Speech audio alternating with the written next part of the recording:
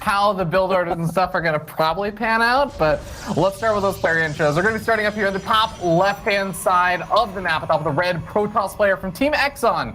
He is MaxPax.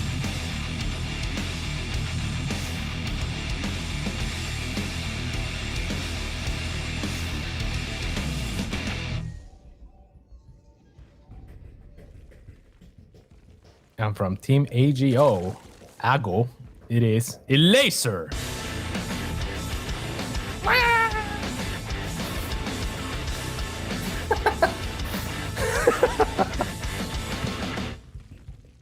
See, I wish that we had like a little advancements, like a half a second where we could somehow be told which guitar riff was going to play so we could enact them.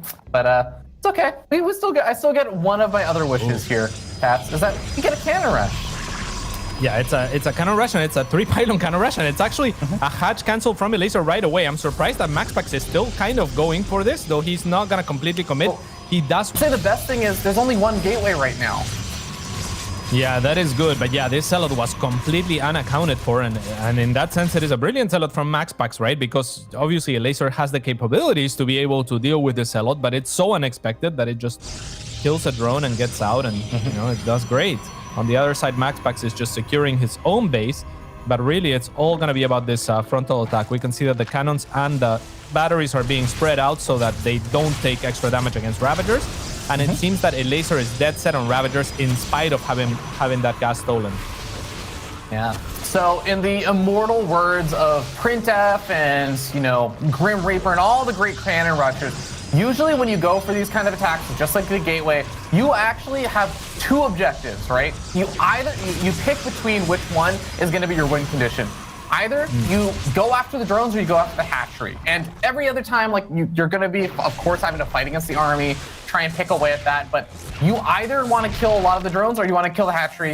And I think that right now, just the way MaxPax has been going about this, he's hugging toward the side with all the drones.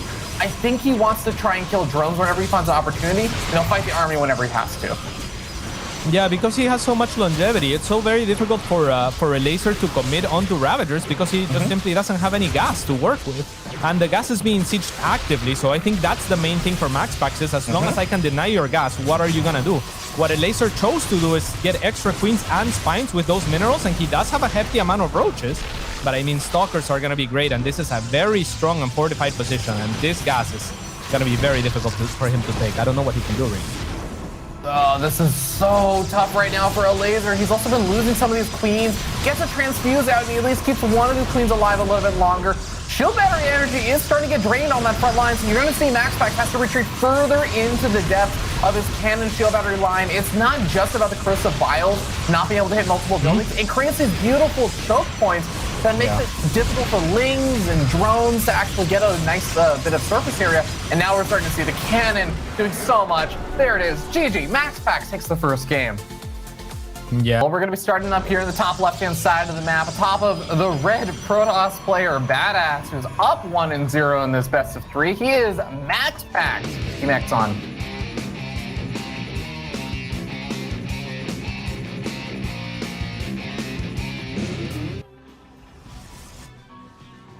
And in the bottom right-hand side, the best player from Poland. It is AGO's Elazer.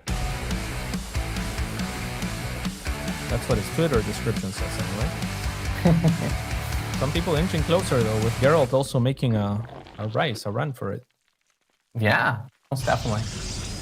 You know, Paulo, shade some more adepts further forward. Cancel the shade because he doesn't have to commit. He's already, like you said, done a lot of damage. He's up 8 workers, and all he's doing is basically buying himself time for more immortals to get out, to get up more defenses at that natural. And you know what it's a blessing and a curse right now, Cats, is that he doesn't have a third base. The curse is obviously not having a third base means you're behind or like where you could be economically. The blessing is if there is just a counter all in that was coming from Elazer, you just have to defend your natural. Like you're not as afraid. Yeah, that's definitely part of it. And Elazer did kind of overmake units, so now he is back to droning. You know, it's a little bit late of a start to drone up, though. To his credit, MaxPax does not have that base yet, so we'll see what he's able to do. He has been making immortals as well, kind of secretly there, Ravi. Yeah. I think a good response, especially with how many roaches you've seen, and I think a common response is just like Resident Enclaved attacks. So with those Immortals popping on for it, I think he should have enough that he feels comfortable. Oh, wow. Okay, but not establishing a third base, just going straight across the map for a round 2. Oh, I think a Ling just saw the Warp Prism making its way across the map. Yeah, and confirms there's no third yet. Yeah, but I think MaxPax does intend on taking a third as this attack transpires, but it's going to be very difficult for Elazer to hold, and that is the main thing here. Those two Immortals have not yet been revealed. I love that Elazer is dropping additional 2 spines. They are really going to help in mineral lines wherever the Adepts shade, but it is going to be extremely difficult not to take any damage here. Oh, you know what he could do is he can actually just avoid all the queens, shade forward up to the high ground, and then drop the Immortals off over on the high ground. The Stalkers are going to be left on their own, but these Adepts are so well surrounded right now. The surface area that these Lings are getting is actually pretty incredible, and even the Roach is getting a lot of damage done. I actually don't think this is working out that well for MaxPax. In fact, I think that actually just might be it. Yeah, it might just be. This was kind of all in. I'm very surprised that he let the shade go through and just shade in the middle of that ramp. It's mostly a Roach army. I would have thought that just going to multiple mineral lines would have been maybe one of the better choices, and then isolating Roaches to where you can fight them wherever, wherever with the Immortals, basically. You basically ensure that you win one of those fights convincingly. Instead, he does what he did here, and the Immortals were, even for the most part, focusing Circlings. They were not, shift-clicked onto Roaches, so it's even worse. That is going to make things brutal. Robotics Bay is the ultimate sign of, well, maybe if I get a disruptor, things will change, but it's a big ask right now. Queen is actually going to be in here in time to push back the War Prism as well, so the Immortals, their fun is kind of over, even with the Observer over here. And, there's a Elazer actually just starting to send all of his units across the map. Starting to move a bit off the creep, but I think he's just chasing down the War Prism for now. Yeah, I mean, he might as well. I wouldn't mind the Elazer piling on the aggression right now. He is making 10 additional Roaches, rather, because MaxPax really is kind of hoping that Elazer doesn't move out, and that is, how he catches back up. Is just being as greedy as possible and making tech units that could potentially kill half of the army of Elazer if he's not paying attention. Yeah, and it's just those 2 Immortals in the Warp Prism that are keeping Elazer at home, I feel like, right now. It's like the equivalent of, you have the entire army of, like, America or something. They're all stationed. They're like, all right, let's get ready to move out troops. And then you hear about, like, one guy, it's like James Bond, sneaks into the back lines. They're like, okay, we need the entire army to handle this guy. And it's not exactly an unfair response, because 2 Immortals in a War Prism, I think anyone that's watching StarCraft the last 10 years knows how much they can do, but well, those 2 Immortals are back home, and there's nothing stopping this army from moving out. Disruptors. These Disruptor shots have to be huge. They are how MaxPax could stabilize Elazer. No, with the best. Oh! 2 huge shots, actually. Ravi, this might be enough. That was so much lost on the side of Elazer. Is it enough? About the maximum possible. Yeah, I mean, it's definitely even things up quite a bit. I think if he can keep those Disruptors alive for a little bit longer, get one more shot off, I'll start believing, but front door is open over here at the natural expansion. I love just segmenting off a few units over here. It's now not just about the army engagement, it's also about the economic damage that's being done behind this. Yeah, and the 2 subsequent shots are gonna miss and whiff completely from those Disruptors. Now those Lings have killed already 23 workers. I think this is a too far gone game to recover for MaxPax here. I really liked what he did for the most part, honestly. I would have loved for this third to come out as he was moving out, perhaps, at least.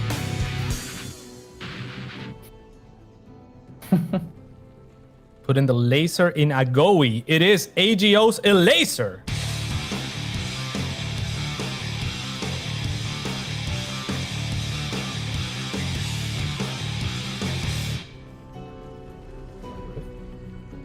I'm still thinking about that one. Putting the Laser in Agoe. All right. It hasn't quite clicked for me, but I'm sure it will eventually. Yeah. You'll see it. Wait, was there a pro block? Oh, yeah, there was. So the Laser is going to be forced to drop the hatchery out of location. And yeah, not much else going on. Pretty standard CVP to start things off, but you feel pretty good as the Protoss, I think, when you get the hatch block. Yeah, I think so, especially with how Zergs had that slight period of the meta also where they were like, well, we'll just take our hatcheries even earlier. It's physically impossible for you to block this hatchery. And then Protoss players are like, well, then we'll just stop hatch blocking. And then Zerg players are like, okay, we could start taking it later again, guys. Protoss players, it's been such a funny circle triangle of build order openings to see. Yeah, definitely. It's unfavorable for the Zerg to also drop the hatchery earlier, so it's very difficult to just kind of guess what's gonna happen. I think Protoss most often will block it, but yeah, like you said, I mean, there's been some mixes of like weird early pulls where kind of what we saw Raynor. Yeah, the Voiders are gonna come in, but every single Adept actually ends up dying over there. There's one Adept that's left over a little bit later on, but the Nidus Worm is also gonna be coming on out. A single Void Ray might be wondering, where are the Queens? Well, the Queens are all going to be showing up, and I think when you see that many Queens, you're like,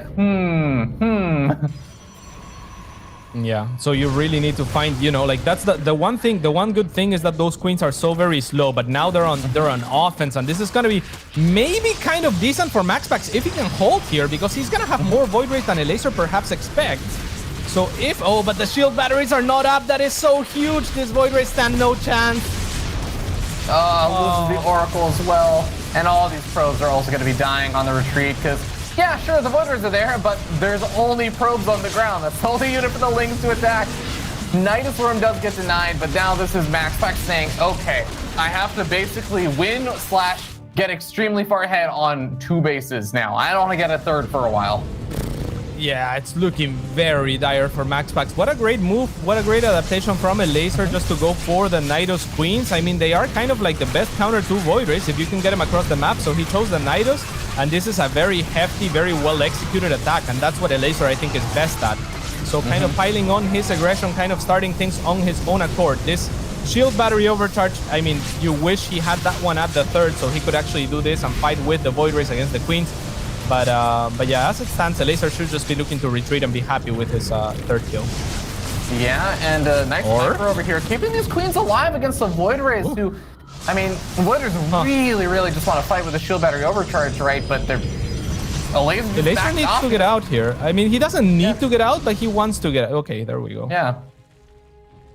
Oh, I think this is a very nice spot for Elazer, I agree. And well, the one thing that I could see maybe still pull this game back is, you know what? When you get this many Void Rays, if you keep them alive, if you're active with them, and you get Flux Veins, let me tell you something, cats. They can evaporate hatcheries.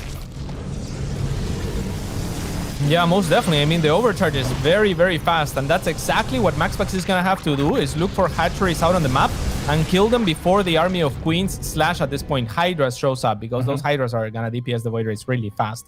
The Queens, they win against the Void Rays, but they win over a long fight. Hydras, they'll melt them, so MaxPax has to be really careful now.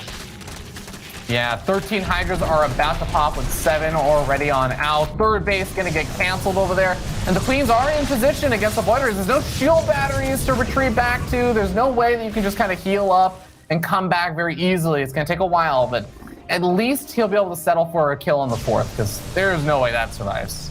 Yeah, no chance, Jose. He doesn't even need to use the prismatic alignment. He's gonna have that very available to him. And yeah, I mean, I don't know what you do from here on if you're MaxPax. It's looking so very difficult, and he's making more Void Rays, right? I mean, he has 3 Stargates, so it's very difficult to fault him for it. Yeah, I want to touch upon something that Elazer did, which I really like. He actually threw up a Nidus Storm from the main base to his own 3rd. This is, I mean, cats, you'll love this. This is like almost Brood War-esque, right? Where you're connecting your bases, not with a Nidus Storm, not just trying to be aggressive with it. And that's great, because the Queens were such an important part of the defense earlier on before the Hydras popped out. He didn't know which angle the Void Rays were necessarily going to come from, so having the Nidus Storms to allow his units to get in position, so critical. Yeah, and that's exactly what he's using it for here with the Queen flank. However, it looks like MaxPax might have found a small opening, and he's gonna kill that hatchery before it comes up. Yeah, that is fast indeed. That is a lot of Void Rays with prismatic alignment, but they can't activate it again, so they're gonna have to pull back. There are some Overlords out on the map to be picked off. I mean, MaxPax needs everything that he can get. To his credit, he is trying to transition into carriers. If he can get to a decent number of carriers, then maybe there's a chance. Yeah, the Void Rays on the other side of the map are getting surrounded by those Hydras and the Queens. He ends up losing a couple of his Void Rays. I also want to say, like, you know, to MaxPax's credit, a fourth base hasn't actually gotten up yet here for Elazer. It's really been heavily delayed, and he's staying so defensive with the units back over here on his own side of the map. If MaxPax could get up those carriers and also establish a third, I believe, but I think Elazer knows that, and that's why he's moving out now.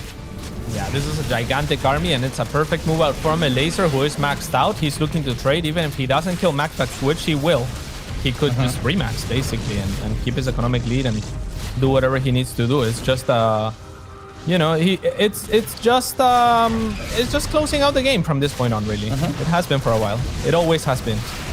Yeah. Elazer's been in a great spot for a while off of that opening, and now going to be able to kill the Cyber Core, kill any of these interceptors that are out. The carriers are basically paperweights for a bit, and they're going to go down. It's going to be pretty painful here. GG, Elazer